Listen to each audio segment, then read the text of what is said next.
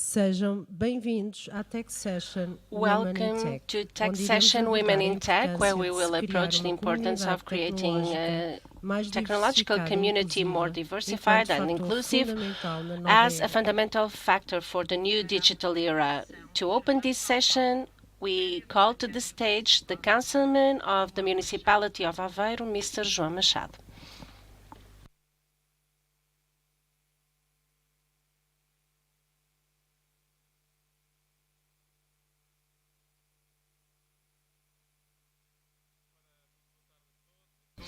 Good afternoon to you all. It's a pleasure to be with you here today, and I would like to start this session by thanking our speakers and our moderator for having accepted our invitation to share their experience and to plant our future so we can have more women in tech,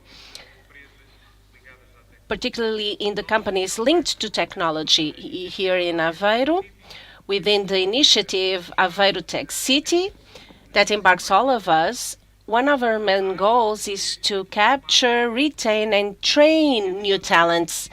And within this goal, we think that this session is very important to stimulate our young women and make them understand how stimulating and good it is to be leader, to be entrepreneur, and to be linked to the tech business. I'm sure that this session today will be enriching to all of us, and I will not take more of your time. I would like to give the stage to our speakers. Thank you all for being here.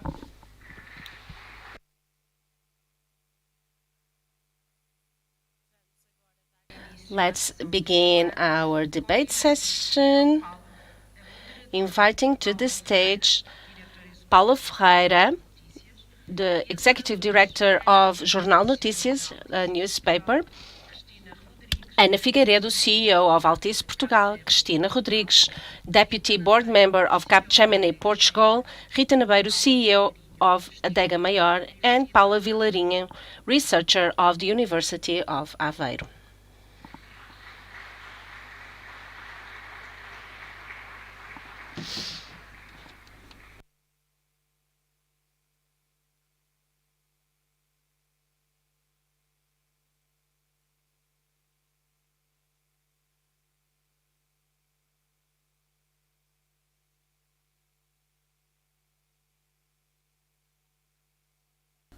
Good afternoon to you all.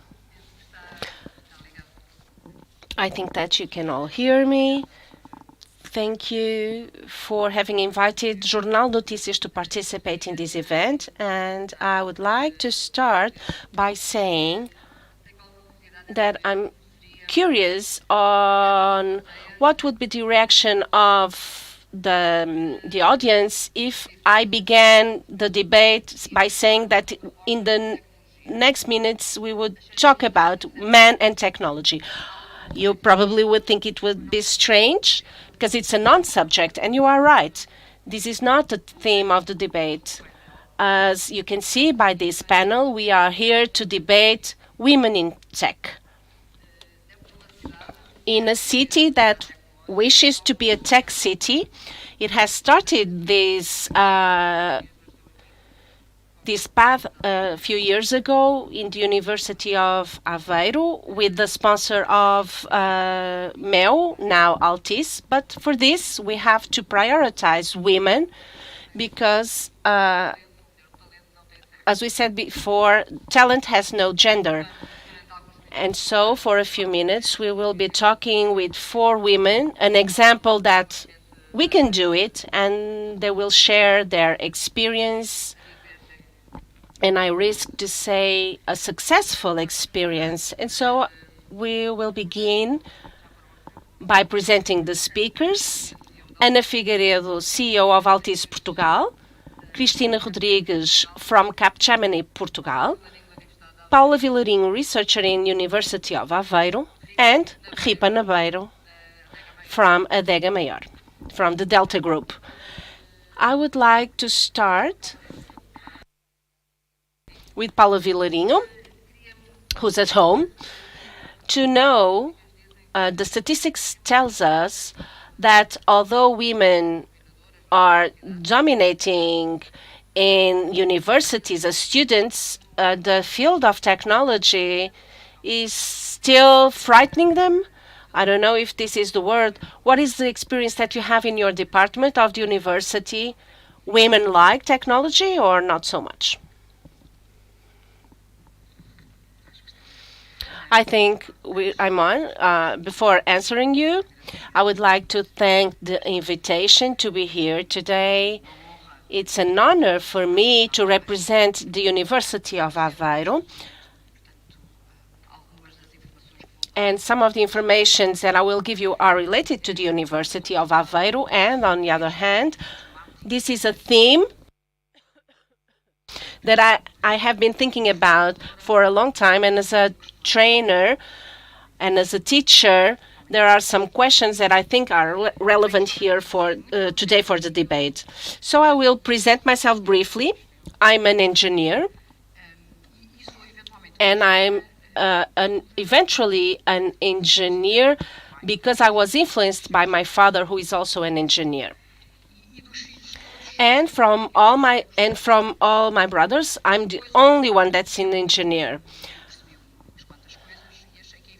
While growing, I thought that research and development is a very interesting subject. This links me to technology, and I chose to have a career in the university and in the research department. And alongside this period, my link to engineering and to teaching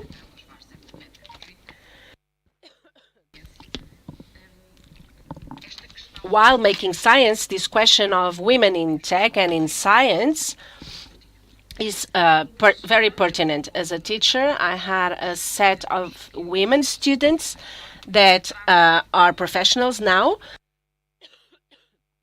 and that bring the problems to the university. So I accompany them, and I see that this is a very important theme. So this is me currently. I am a professor in the ceramics and engineer department. I am also part of the Institute of Materials, and one of my jobs is the cooperation and link with the city. Now to answer your question. Regarding the equality in terms of training, this is not completely true. I don't have the current numbers. I was trying to ask for some numbers, but engineering courses have more male students than female. For many reasons, we can debate them, of course, but I think it's very interesting to go to the past, and I would like to say two things that I think are very important. I, naturally, as a researcher, try to understand the reason of things.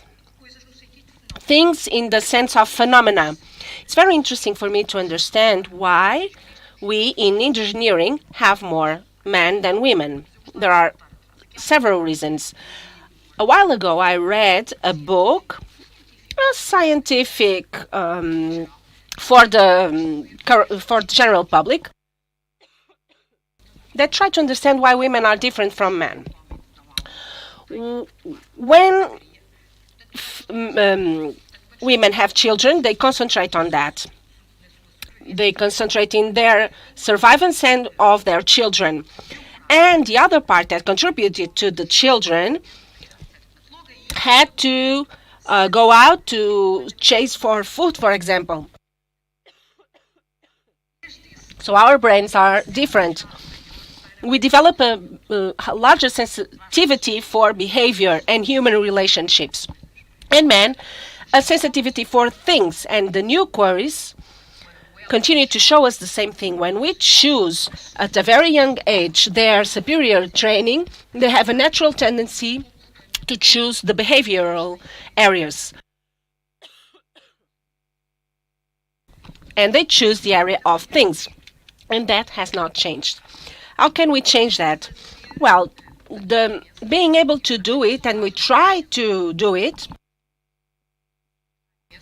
and these are recent data, but this started in society, at home, etc. What I think, and this is my very personal opinion, that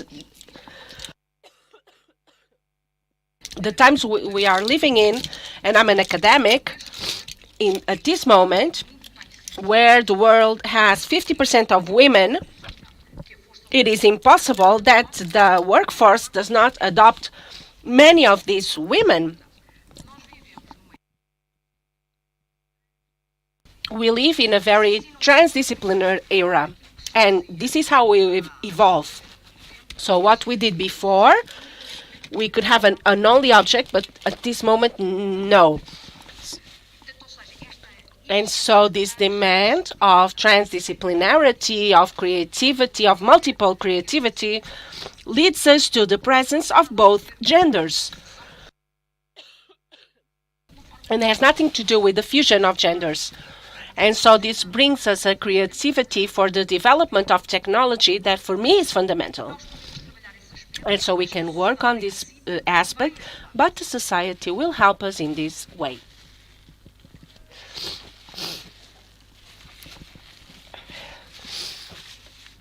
Cristina Rodrigues,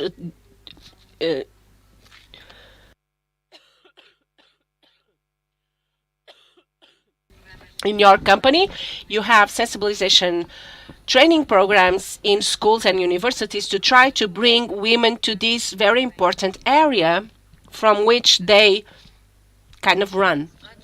Good afternoon to you all. Thank you for inviting me once again. It's a pleasure to be here in such a beautiful city. I haven't visited Aveiro for a while. I'm from Viseu, but I have good memories that I'm relived today. So thank you for inviting me. As we said before, I am a deputy board member of CAPGEMINI Portugal. We have 4,000 employees, 200 millions of revenue.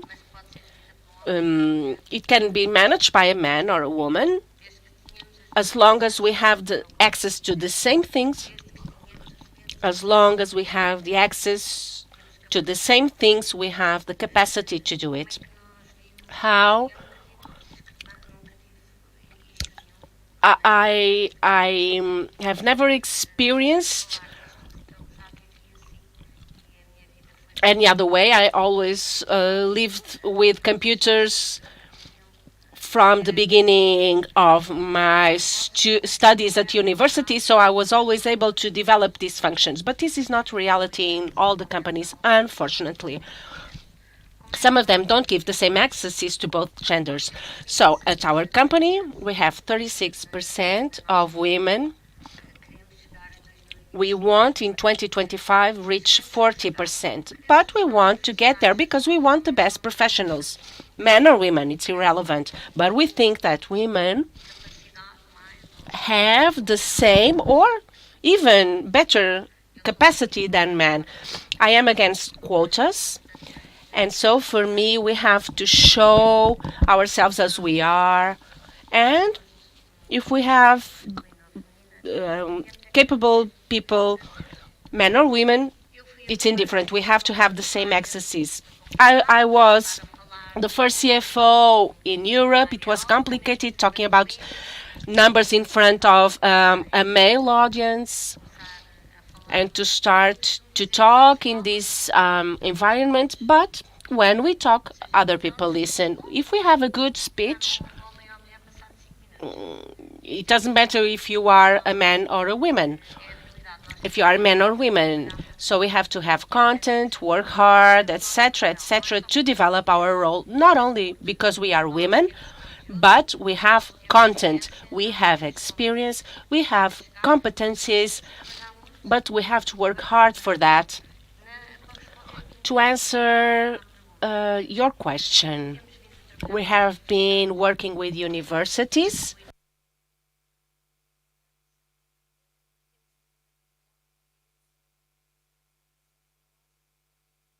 and And as a tech company, we sell technology in all we do.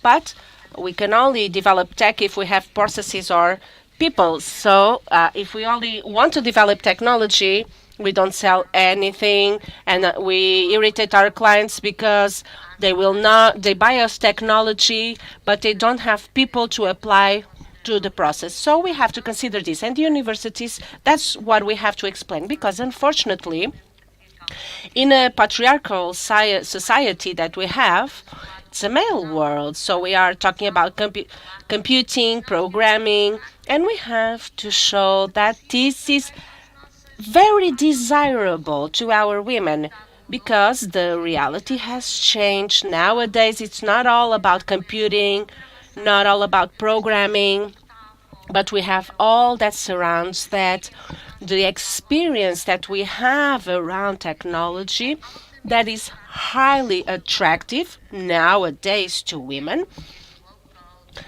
Technologies of low code, new AI, technologies. Why should we bring only men to the game? To like science, to like technology, to like to do it, it's the key. And so we are taking this path to explain that we are not talking about technology of 20 years ago, bit and byte. There's much more involved. We have emotional intelligence behind the tech that we develop. When we develop a screen, we have to think how the user will use it correctly. If it must be dark or bright, if we have to click 3 times in our mouse. All this is technology. And not only being behind a computer to program. So we have been explaining this to universities. We have the areas of cloud that we have been working on. And so we have to bring a new clothing to technology. But not all that are at universities can do it. For example, we launched a program called JUMP in July this year.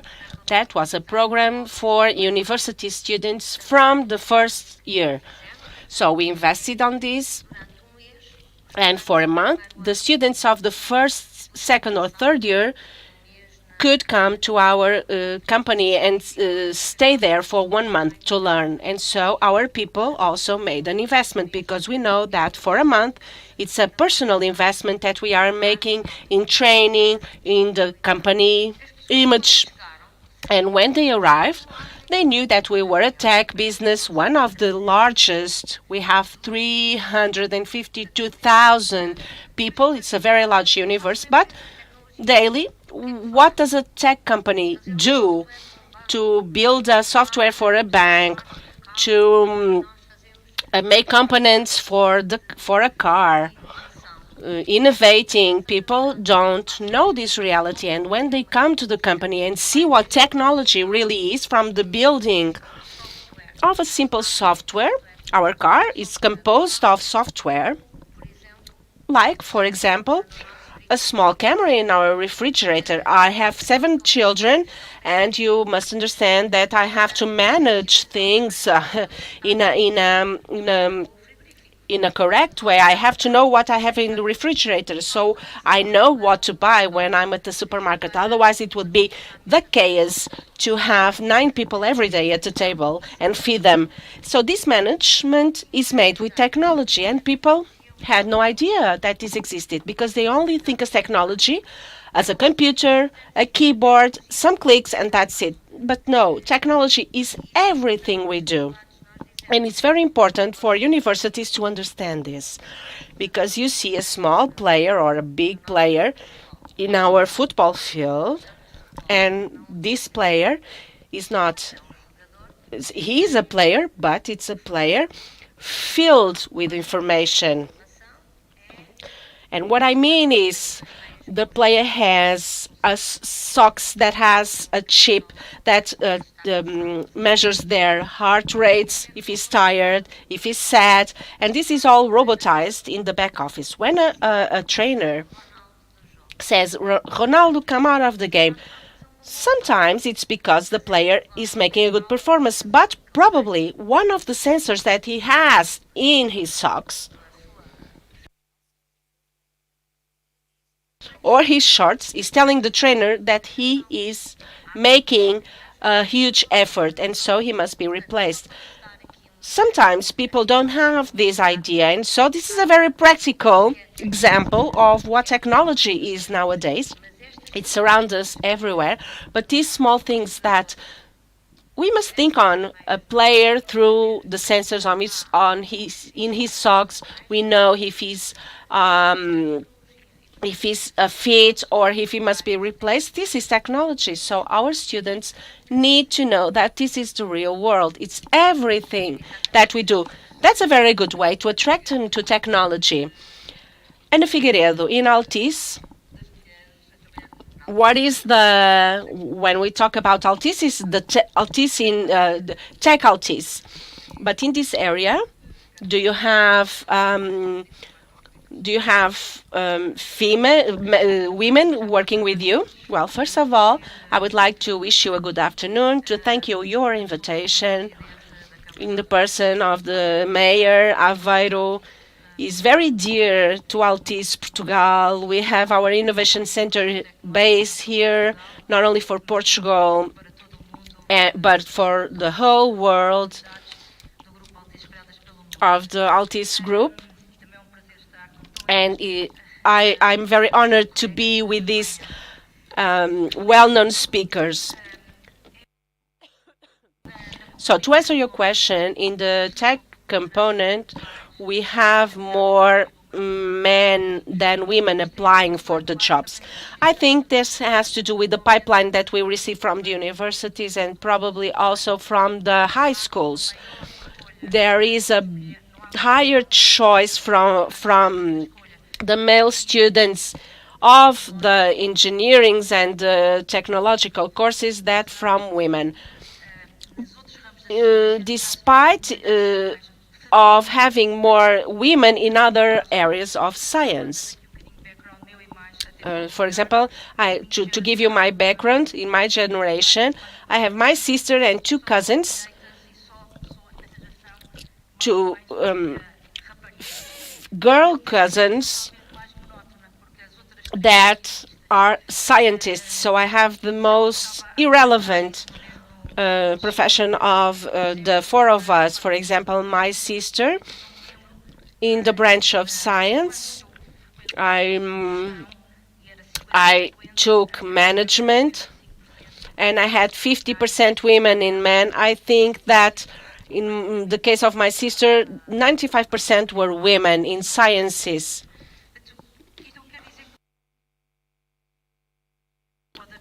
So in the point of view of gender, that could be more attraction to one gender in some areas than the other.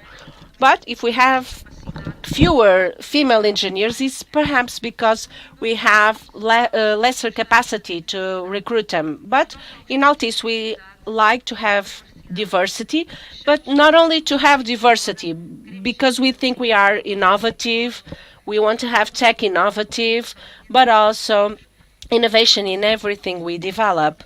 And this is generated by creativity, and creativity is generated by different people, regardless of the gender and regardless of the culture. This brings us different perspectives, and we think that creativity is generated from the difference in thoughts. But aside the diversity component, inclusion is also a very important component in Altice. Inclusion is to create conditions to people that are different from the majority to feel welcome. For example, a practical example, someone who has difficulties in moving, if I don't give them accesses for wheelchairs, for example, that person will not feel included in his professional space. And inclusion is also, and I've talked about this in other forums also, in a leadership point of view. I think that inclusion also goes through men. in professional and corporate terms and in society terms, we have to accept that the male figure can also go to school to pick up their children and is not embarrassed to take a paternity leave that nowadays is available. And sometimes they don't do this because society faces these home dads differently as a stay-home mother.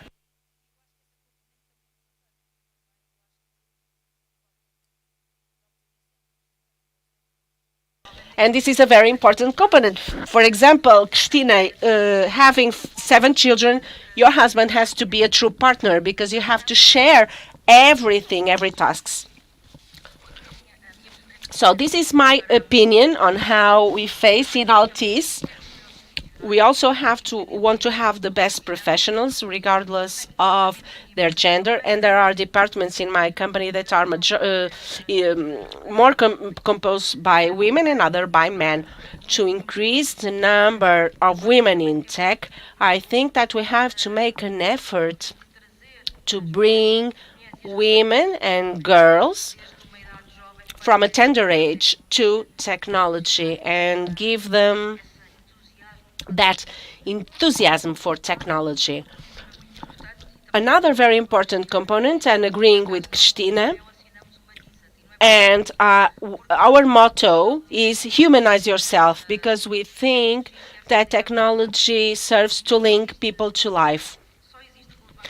And technology is only relevant if it becomes a benefit to people, to have better access to health, to facilitate their daily life, to give us better entertainment through AI, or enhanced reality to enjoy a football game in a more interactive way, or any other application. And so, in this sense, we have to develop social competencies, human competencies, to develop products, services, and solutions that simplify the people's lives and enhance their quality. And so not this human component in not only technology. I think women have a more sensitivity to these matters and can help us better. One other important component, and this is a challenge that I launched today for women, is that we have to take higher risks, to take more risks. We are very perfect. We are taught from young age that we have to be perfect, and we only act when we have 70% sure. Men risk more. Even if they only have 50% sure, they risk more. And so this is a difference between men and women, and this would help us to see more women in leadership and in the top jobs of the companies. So we want to give access and opportunities for all, to bring diversity, and afterwards we should have the courage to take the leadership, to be more proactive, and to take the opportunities that are given to us.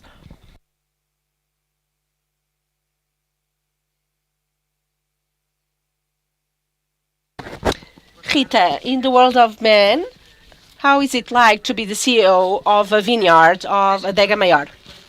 Let me say that when I was invited to this panel, why me?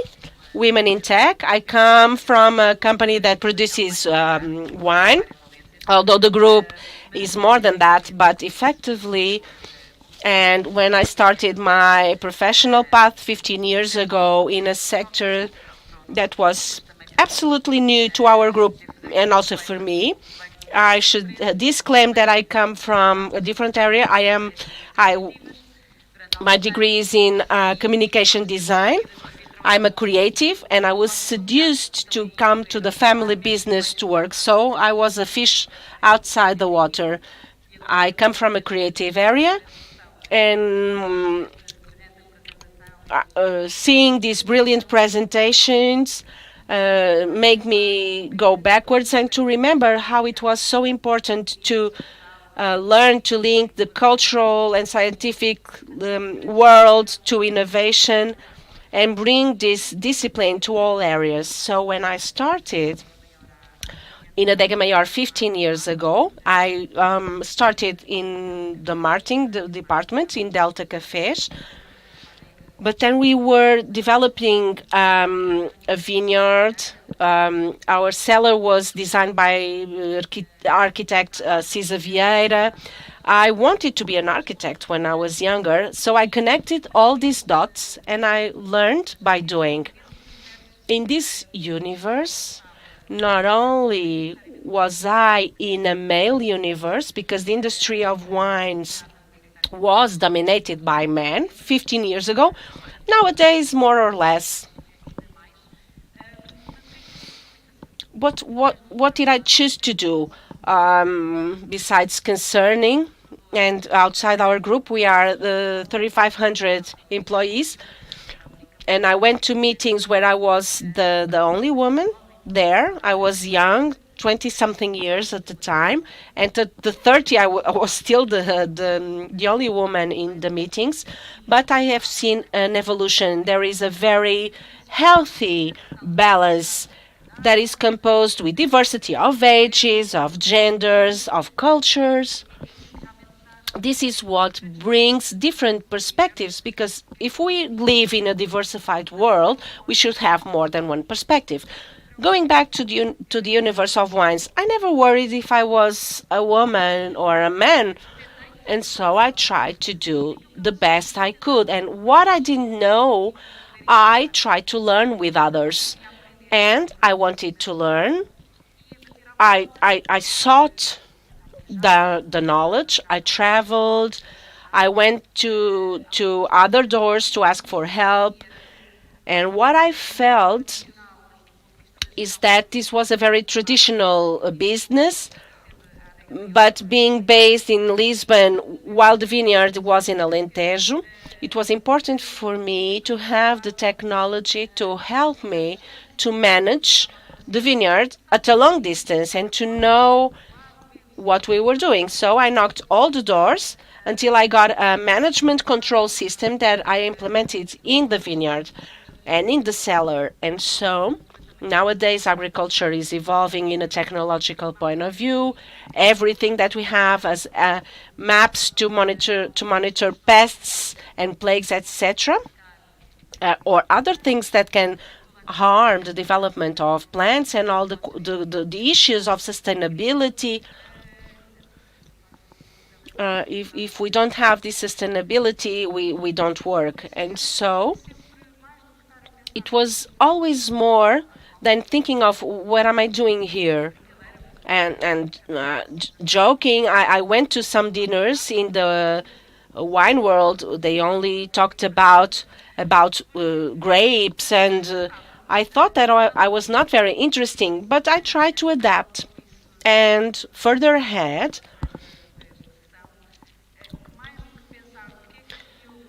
more than thinking of why I'm not like the others, I started to think, why am I different and what can I bring different for this world? What can I bring from the culture universe to wines? Because I try to create languages and a new way to communicate the brand, to approach to the consumers with some different initiatives. And I think that when we try, more than being woman or man, trying to understand what our upside is, this is when things start to happen. I think that we live in a more diversified world in the wine universe. Within our group, I also see an evolution in diversity, and that's what we were saying before. It's very important that we have the will not only to create space for fathers to be fathers and be responsible for children. Technology helps us in some things to give more space for women to work remotely, for example, or fathers. And I think that sometimes we, in our own speech, create these biases. And so we have to change our own way of thinking and our own culture.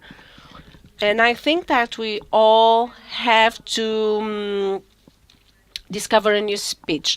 Yes, but I think that the path is being built. Christine, I didn't know you personally. I was surprised with the 7 children that you have, which is wonderful, wonderful nowadays. But as a CEO and looking at women in the workforce, I have a female director, and I have a leadership job for many years. But I wonder if we women in our jobs, if we do not tend to repeat the male models, if we don't lose the chance and the opportunity. I'm not saying that women do differently or better. We do it as women, but women tend to imitate men, or no? What do you think? I'm going to clarify. I have 3 daughters, and four of them are children from my husband, but they're all my family. So we are 9 people at the table every day. Just to let you know that I was not 7 times pregnant, but they are all my children. At home, there's no difference between my children and your children, because otherwise it would be concerning. But what you're saying goes against what Paula was saying, that we are different in terms of thought, of brain. Yes, I usually say in my company, not related to this gender issue, I think that women are more practical. We are more direct. We don't take long paths. We say what we have to say, and that's it. And we should not invent what is well done. If men invented things rightly, okay, let's repeat. Let's not waste time trying to change things. We have to add value. And so in my company, I don't think that, I'm repeating what men did. No. I try to create new things, to leave a legacy. I usually quote Edith Wise, that says we should take advantage of what was done right by the previous generations, improve it, and leave it for the next generations. If we have things that were well done by men, excellent. I'm going to take advantage, and I'm going to say, Mr. X did this, because we have to value people, saying that they did a great job. They left a legacy that I'm going to use. But of course, I also want to leave a legacy. And to do that is to do it differently. I'm not saying that things that were done were badly done. No, I'm sure they were done correctly in a different ecosystem, but I want to do it differently, because I think that doing that, I will add value. If it's man or woman, who cares? What I'm interested in is that I have a goal, a concrete goal. I have to get to that way, and how will I get there? If I go by the path A or B, or by using something that was already invented in a company with 352,000 employees, when I go to a client and he tells me, Cristina, I would like to do this. And I say, oh my God, how will I be able to do it differently? Well, I'm sure that between our employees, someone must have thought about this. So I'm not going to invent a wheel. I'm going to take the wheel. I will give it a new engine. I'll adapt it to the Portuguese reality. And I will create a different product that has an authorship from Altice Portugal, from company employee X. So we have to add value, and it's very confusing For me, and sorry for being so candid, we have to add value, bringing something to the floor invented by a woman or a man. We add value. We make an excellent job for our client. We motivated our employee to make things differently. We have everybody satisfied. And we like to work in a company like this. So this is my reality. Anna, would you like to add something to this question of we are, if we tend to imitate men? I don't see this in a binary form of male or female. I think that all of us, I am a manager for many years. I think that we look to do things differently, to adapt, to comply with our goal and our mission, and we try. In my professional point of view, I have always searched ways to do things differently, to highlight my work and my competencies. In a company like mine, what we try to do is search talent and keep it with us. And this talent can be from every gender, can come from every sexual orientation, from every race. I don't care. What I care is that people should feel right working with us, to develop their work together with us. And about imitating models or replicating models, it's difficult for me to answer that because I don't know what is a male or a female model. I think that we have models that are adequate to that organization at that moment, and there are others that will have to be changed because an organization is like a living being. We have different phases throughout our lives, and we will have to adapt. Always the best companies, the more sustainable ones, are the ones that understand their moments, their cycles, and adapt to them. For me, that is sustainability, is to think that I want to exist 100 years from now. And to do that, I have to be sustainable in terms of talent, economics, operations, and also take care of the impact that I exercise in the society and the community that I live in. And I have to pass this positive message to others and to accelerate positive changes into society. This is what companies can make through our policies or the exposition that we have. For example, we are a company with 6,500 direct employees, 15,000 indirect employees, with a story that confuses with the telecom history in Portugal. We have a legacy of over 100 years. We have to honor it and to perpetuate that. So it's difficult for me to answer in a direct way to your question. Each organization, each management has its own model more adequate to its organization. That's a sign that there is a stage that was overcome. Rita, what do you think? I think that you've already answered. So, Paula Vilarinho, are women different or not really? You launched these questions, so.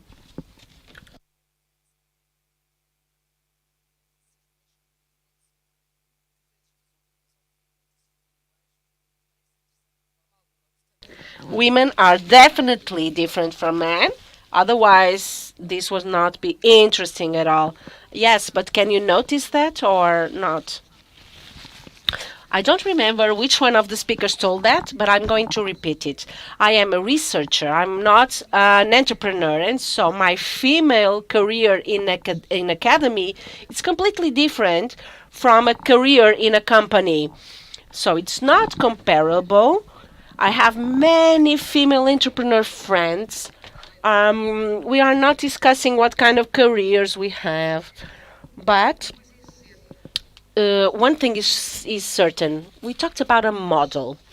I think that we have a lack in female models because we all know, and this is worthy for this tell me who you are with, and I will tell you who you are. If I have a class of excellent students, and if I have models that are behavioral and male, they tend to be imitated, even in an unconscious level. Having said that, I consider that the female models in some professions are inspiring, in my point of view. And I would like to say, and the university is involved in this, very important program from the Secretary of State for Equality and Citizenship that has to do with female engineers for a day. So this is a program for girls that are finishing high school, and for one day they are engineers. When we talk to them, they don't know what an engineer is really. They also don't know what a veterinary is, but it's easier. But they usually say, what is a material engineer? And if I ask here the audience, perhaps many people don't know, but girls, this program, I think it's very important. So for me, I think there is a lack of female role models in some professions. We have some successful cases here. Okay, I am not a role model. There are many women in academia. Another aspect that was mentioned here, and my position up to now is not very comfortable, but I understand that it is really needed. That has to be with quotas. And my experience with quotas in my professional life, going up in my career, I didn't have problem if I was a man or a woman. It was not an issue, not even at home. But where did the problem start? When I was trying to move up professionally. And some of the things that these ladies mentioned, we are competing with them. They are more aggressive than us. So that's a starting point. When I took a sabbatical license in the United States of America, I was working in a lab and someone came in and said that there was a tenure for teaching. Do you want to apply for the job? No, I want to go back to Portugal. Yes, but let me see the tenure. What is the profile? And I read the profile, training in the area X and Y, and suddenly a comma, women, comma, black people, Indian Americans. And this was the first time that I saw this many years ago. And I underlined it and I said, this is a category. What is this? A new area of knowledge? And so at the time, this really shocked me because I never thought about it that way. And I asked them, why is this here? Oh, because we don't have women in these areas. We have to force it. And so we make quotas. And I thought it was awful because I thought it was discriminating. When I came back to Portugal, when no one talked about this at the time, and I hear someone from Bloc de Esquerda, which is a political party, to advocate for female quotas. And the way that Francisco Louçã, a politician, announced many years ago that we needed female quotas, I had to understand that this is the way to invert things at the top level. Universities at this time have an equalitarian program. The University of Aveiro is very aligned with this. In any jury to progress in our career, you have to have 40% women.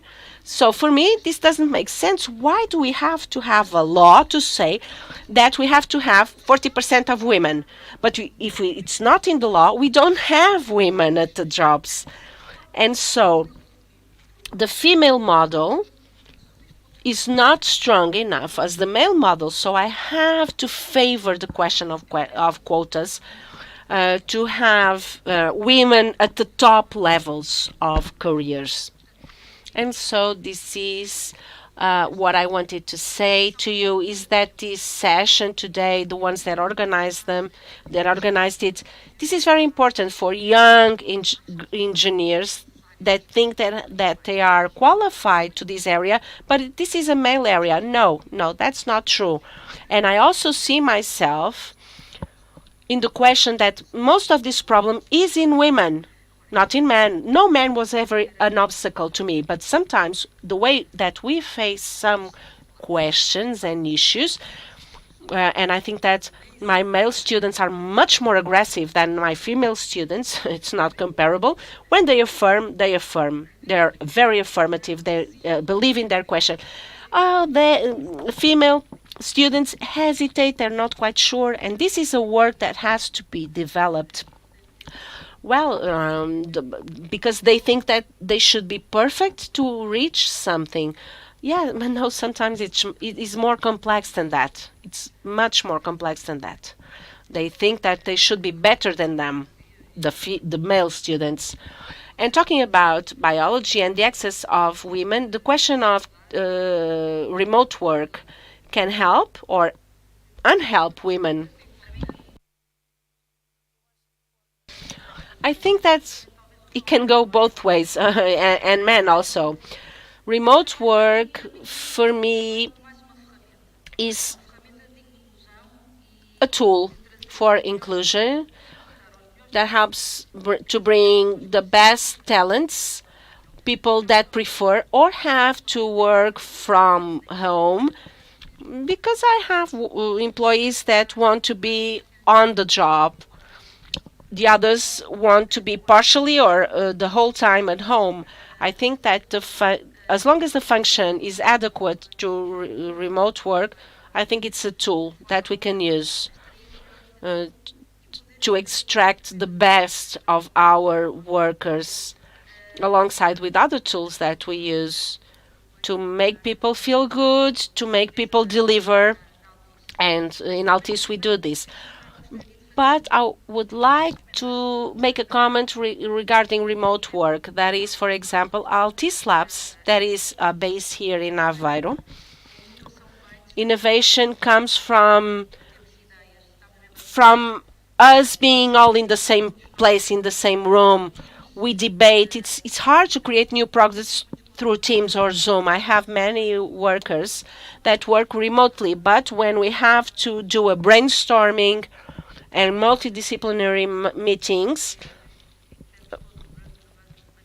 and nothing substitutes the human contact. Doesn't mean that part of the work that leads to this discussion of meetings can be done in a remote way. But I think that remote work is a support tool to a female or male worker to give them a balance between their professional and personal life, because sometimes we consider the figure of the mother that occupies of the children, but we also have the father that goes to the school to pick them up, that takes them to school, that wants to accompany them in their homework. And so this is another tool. And I will also like to comment on a previous point. We participated when we have initiatives to bring more women, and we cooperate with initiatives and organizations not only here but internationally, where we bring our female in technology and engineering, talking to girls from high school to primary school to attract them to mathematics or to robotics or to new projects. But we try to promote that integration. Once again, the integration comes because we are a multinational company. It's the same thing that we try to attract other cultures, different people from us to work in our universe. The question of mathematics, girls are good at mathematics. Usually statistics tells us that they're very perfectionists, but they don't develop that in their lives. I don't know. They lose something in computing, perhaps. I don't know to answer that question. I don't have data to debate that, but math is very important to many branches of science. I saw my sister preparing her PhD, and she needed lots of statistics to have data to prove and defend her doctorateship thesis, and this is extensible to other branches of science.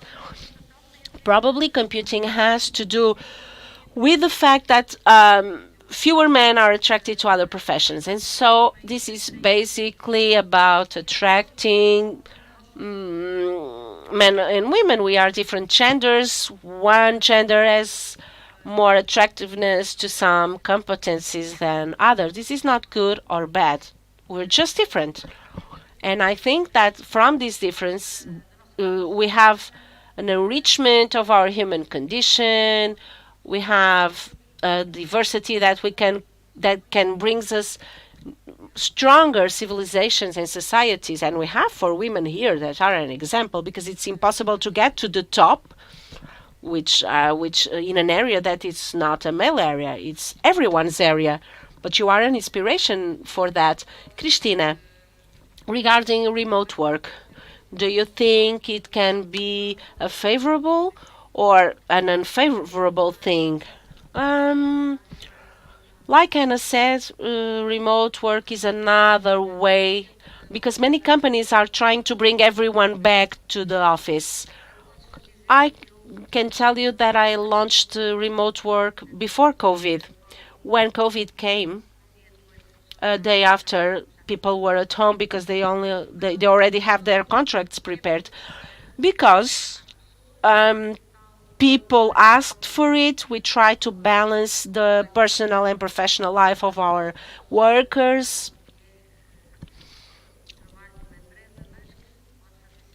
and this can make sense for some. As long as we balance it, the remote work and on-site job, I think it's worth it. I launched remote work because I wanted to pick up my kids from school at Fridays. I thought that it was important to be part of my mindset, to have that balance once a week, at least once a week, to pick them up at school and to have tea with them, because I usually get out of the company at 10 o'clock in the evening. So this is good for us as workers. Not because we are working from home, as Anna said. No, it's a tool. But let's not over exaggerate it, because we are people that need this social contact. It's part of us. It's part of us, of our DNA. For example, when I go to the company and I have a problem, I tell my coworker, "Oh, come and take a coffee with me," and we solve the problem there.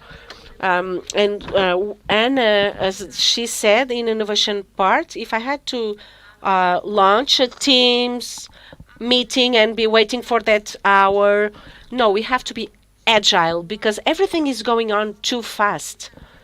And so we have to think that we have to be very agile.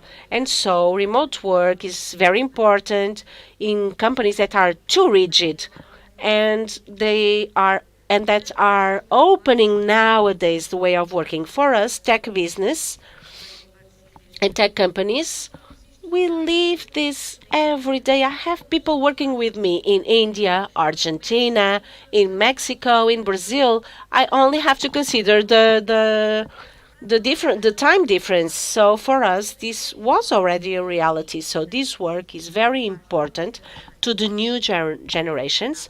And I have at home new generations that tells me every day, this doesn't work like this anymore. This was in the past. You are old. So this is very important to attract talent. But don't forget that human living is very important, and socializing is very important.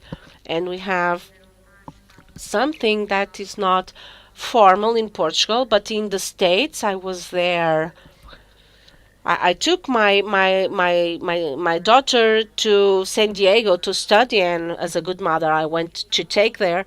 And so I went And do you know, when I get to the university and they explain to me that the states are spending $8 billion a year to social re-inclusion of people that were working full time in their homes and are lacking social competencies, is brutal. So now we are on the opposite side. So we are in the movement of creating remote work. Now we want to take people back because people are getting sick at home, isolated. So it's important to be with our children, but it's important to live in society, to live innovation, not being closed in our homes. But we have to have conditions, and we have to give conditions to companies to have more openness to this. But in tech companies, we have done this a long time ago. I have talents in Argentina, in India, because this is how I win deals, and this is how we evolve. But be careful. People are not realizing the problem of what we call the embarrassment phenomena in our society to face problems that this new generation.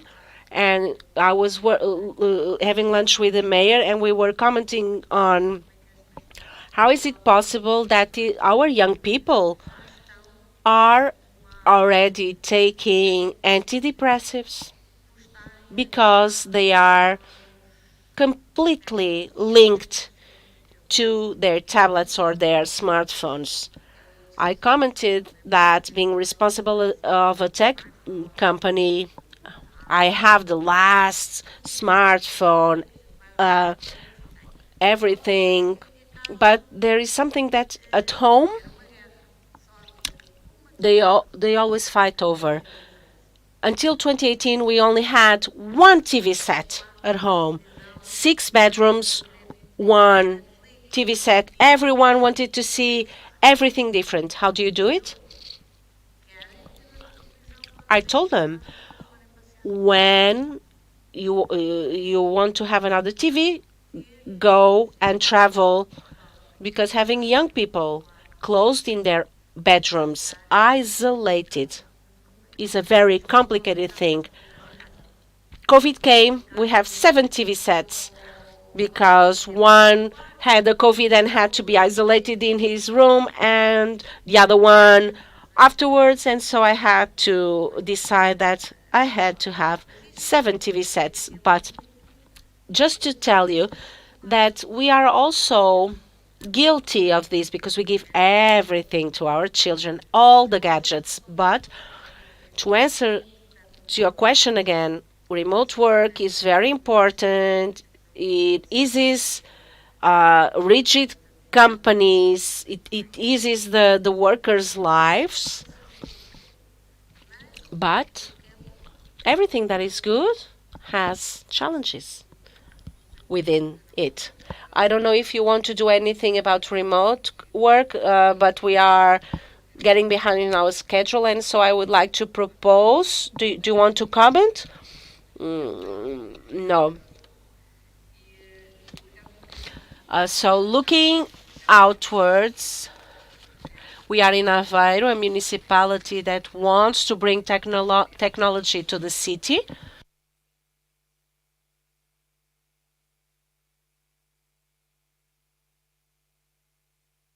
What I wanted to ask you now, starting by Ana Figueiredo, that has an evident connection to the city, how can technology improve people's lives in their community? Small steps that can become larger steps. While technology has been improving the life quality of several generations, giving a very concrete example and linking it to a project that we had recently, we can look at health. The technological evolution in health, scientific evolution, allows us to have the capacity today of being more effective in treatments and diagnosis, and make our lives longer in a more healthier way.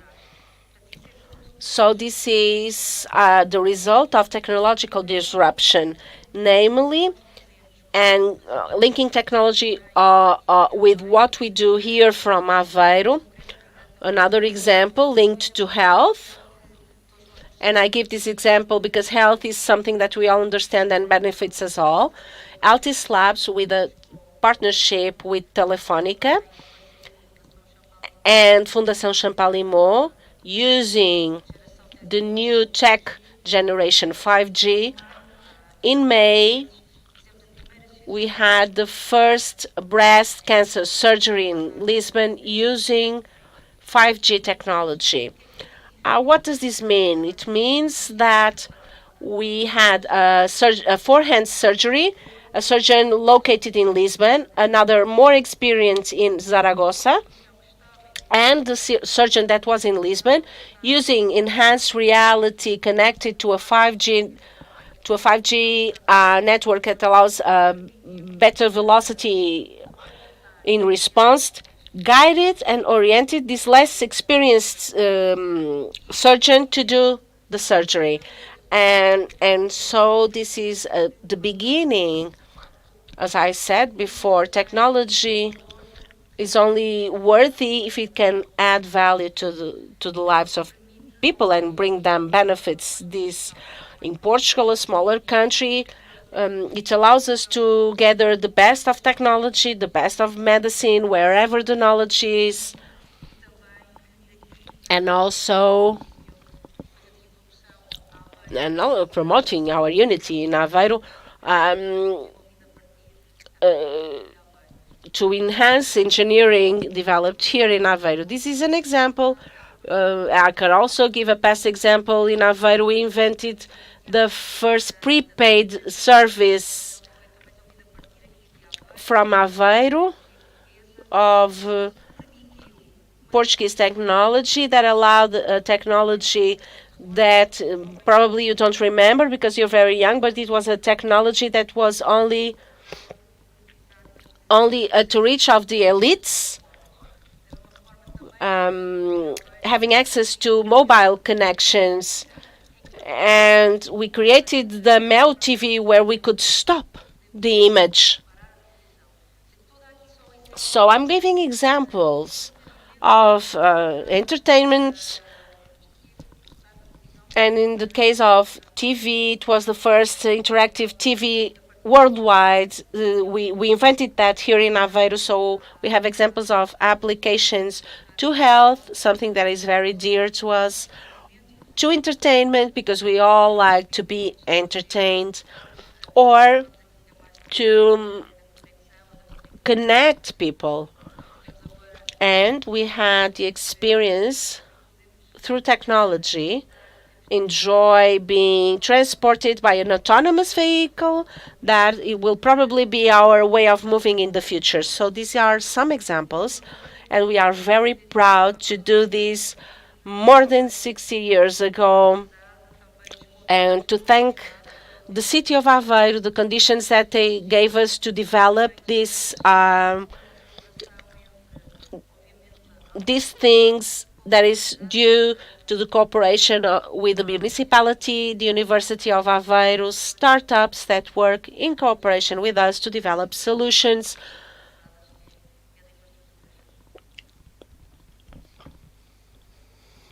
Rita, your company is located in a depressed area of the country. What is the contribution that you can give to the development in terms of know-how? Okay, let me correct you. I don't think that Campo Mayor is a depressed region. I think it's the opposite. No, I was talking about the interior of the country. No, okay, we have desertification, humanly talking. We don't have enough people because we have had a decrease in the investment, not only political, but also from the companies, and this is all linked because if we don't have access to quality health services, education, and most part of our territory, most of the education and health is located in the seaside. But okay, talking about our part, I think Alentejo, and we are very close to Spain, and we joke about it and we say no, that we are not in the interior of the country. We are at the center of the Iberian Peninsula, and that brought us an exporting idea. We not only thought about Portugal, we thought how can we build the Delta brand, a brand that exports. We don't have many brands, unfortunately. We should have much more that could come abroad and said, we are a Portuguese brand. And we have to have this ambition to have more Portuguese brands to add value, and then only saying that, Portugal lives from tourism. This is great, of course, but we have to bring value to our brands. And I think we have been evolving, but our role was not only to add value for our company. And I think that we should not doubt that, because we always worked for our community. We have an association, Delta Heart, that does silent social job, but effective. We have schools for our workers where we have a pedagogical and cultural model from 3 to 12 years old. We were the first company to have a certification of conciliation of professional and personal life. And in this model, because we want to invest in the education and in the future, I think that we have been changing things. It's one of the few municipalities in Alentejo where births have increased. So when I talk about our region, it's an oasis because we have invested. We decided to do other things. We can make a difference.